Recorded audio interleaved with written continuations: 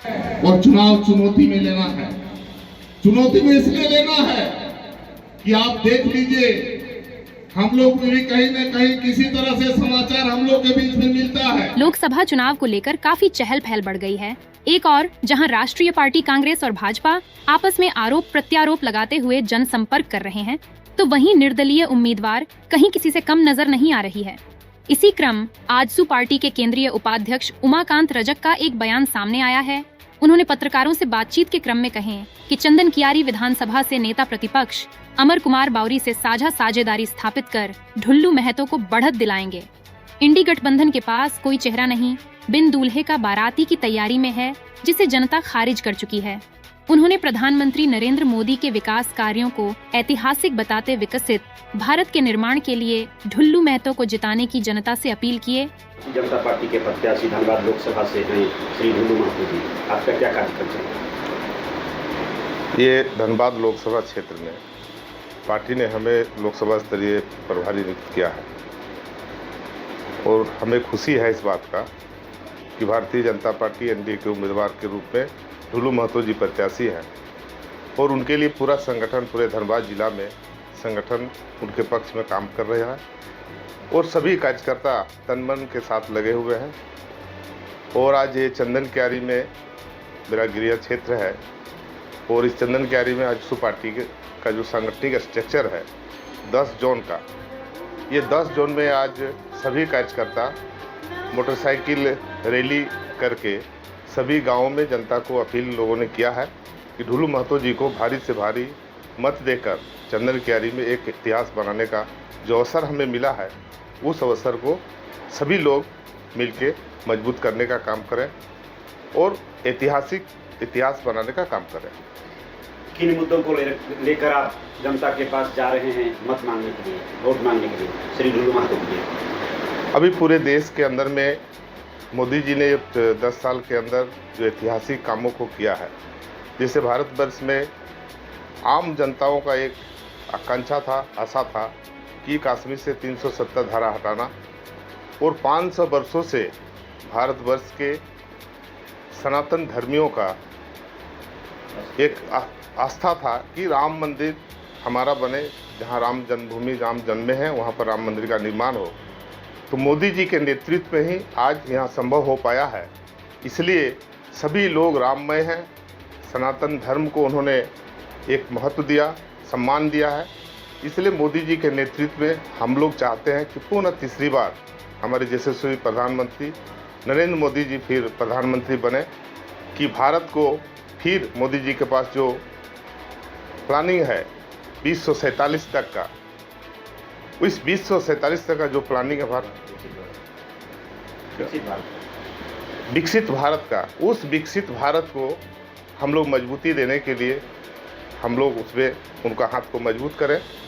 तो आने वाले समय में 247 तक हमारा विकसित भारत बनेगा और मजबूत बनेगा। आज पूरा देश के अंदर में मोदी जी के आने के बाद हमारे यहाँ बहुत सारे चीज़ों का विकास हुआ है, उन्नति हुआ है, लोगों में विकास हुई है। लोग आज मोदी जी को आशा के किरण से देख रहे हैं कि मोदी के सिवा इस भारत देश में एक मजबूत शासन कोई नहीं दे सकता है। इसलिए विपक्ष के पास आज कोई मुद्दा नहीं है। हम लोग तो ये हम ये कहना चाहते हैं कि आज हमारा एनडीए का हमारा उम्मीदवार है, हमारा प्रधानमंत्री का चेहरा है, लेकिन आज इंडी गठबंधन के पास में कोई चेहरा नहीं है। जैसा कि आप ये समझेंगे कि बारात निकल रहा है लेकिन दूल्हा का कहीं पता नहीं है। इसलिए हम ये भारतवर्ष के लोगों का ये आशा और उम्मीद है कि मोदी जी ने जो नारा दिया है कि 400 पार भारत में इस बार एनडीए गठबंधन को सीट आएगी, हमको पूर्ण विश्वास है कि इस बार भारतवर्ष की जनता यशस्वी प्रधानमंत्री को 400 पार का जो नारा उन्होंने दिया है उसको पूरा करने का पूरे भारतवर्ष की जनता करेगी। आप धनबाद लोकसभा के प्रभारी हैं और धनबाद लोकसभा के अंदर 6 विधानसभा आते हैं, तो आप जो घूम रहे हैं पूरे लोकसभा में, उसमें से सबसे मजबूत किस विधानसभा की स्थिति पा रहे हैं? हम तो ये महसूस कर रहे हैं कि हम लोग गठबंधन में हैं, भारतीय जनता पार्टी आजसू पार्टी गठबंधन में है हमको उम्मीद है कि सभी विधानसभाओं में हम लोग बढ़त रहेंगे, लेकिन हमको पूर्ण रूप से विश्वास हो रहा है कि चंदनकारी विधानसभा से मैं भी चुनाव लड़ता हूं, भारतीय जनता पार्टी के वर्तमान के विधायक अमर बाबू भी चुनाव लड़ते हैं, कि हम दोनों जब यहाँ पर सपोर्ट कर रहे हैं तो हमको लगता है कि चंदनकारी में एक ऐतिहासिक मत होगा और लोग विश्वास हम सब लोगों को कर रहे हैं